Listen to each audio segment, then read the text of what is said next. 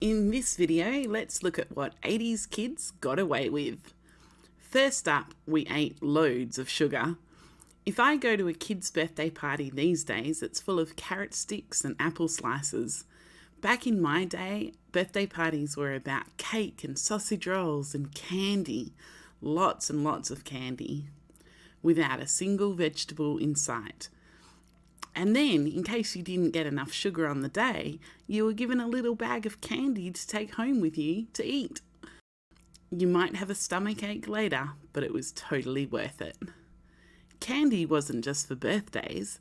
Do you remember going down to the corner shop and getting a big fat mixed bag of candy for a dime or 10 cents? I don't know anything that you can buy for 10 cents these days.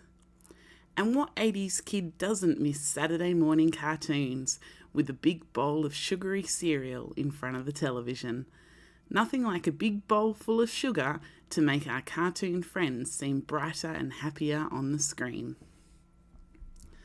We didn't worry about things as much in the 80s. We just weren't that worried about germs or safety. As kids, we drank straight from the garden hose, played in rivers and lakes, had mud fights, got dirty, and as long as the same amount of children who went out to play came back again, then everything was fine. There were BMX bikes and parks and playgrounds. Sure, there might be a few cuts and bruises from making the highest bike ramp or falling off the monkey bars onto hard concrete, but there was a feeling of let the kids be kids. Sure, they might get hurt, but they'll be fine.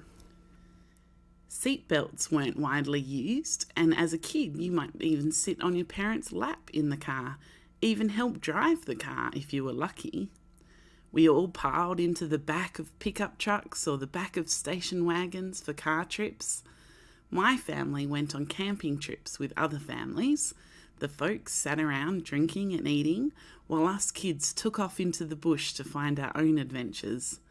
I was the annoying little sister trying to keep up with the older boys, and I certainly learnt to toughen up and not complain about a skinned knee or a tree that was too high to climb. Those trips were some of the best days of my childhood. We were left unsupervised. Go out and play, be back before dark. That was the rule. There was no internet, no mobile phones, no tracking apps. Just the freedom to roam with our friends. We could build forts, make up new games, dare each other to do things, just ride around and feel like we ruled the world. And then when we were older, we'd probably end up at the mall where we would just hang out, or at the arcade spending our pocket money. If both parents worked, it was normal to be alone in the house after school. You had a list of emergency contacts by the phone, knew the neighbours if you needed help, and generally enjoyed having the house to yourself to blast your music as loud as you liked. No social media. I know a lot of kids today think it must have been hell back then with no internet and no social media, but it was great. You would pass notes in class rather than text, talk for hours after school about the things that had happened. And if you made a mistake or did something stupid, it wasn't recorded and kept forever online.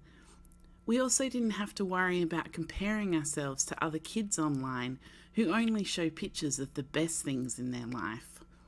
We could just be kids. We knew who our friends were, knew everything about them because they were our whole world. Smoking and drinking. Back in the 80s, all the cool kids in the movies smoked. And many of the adults in our lives smoked too. Young kids could go into their local shop with a note from their parents for a pack of smokes for mum or dad, and the shopkeeper would have no issue handing over cigarettes to an 8-year-old. In the early 2000s, Hollywood studios made the decision to reduce smoking in movies, especially in movies aimed at children. I was around 6 years old when it was fine to just have a little sip of Dad's beer, and teenage boys in the 80s might share a beer with their dad. Here in Australia, drinking is a big part of the culture, and it was fairly normal to see adults drinking.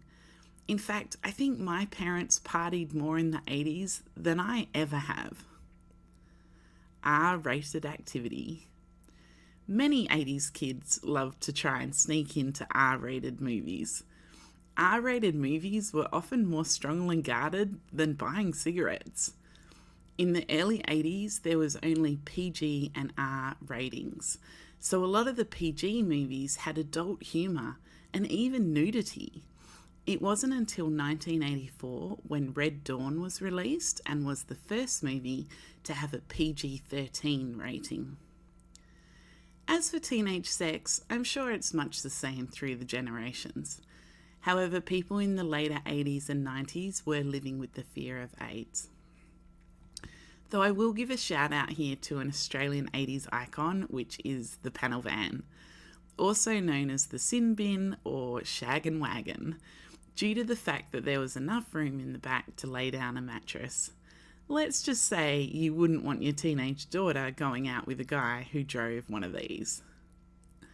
A lot of us remember our 80s childhoods as a time of freedom, and I hope you enjoyed this little trip down memory lane. Please do give this video a thumbs up if you liked it, and it really helps me out if you subscribe to the channel and check out my other videos on the 80s. Thank you so much for watching.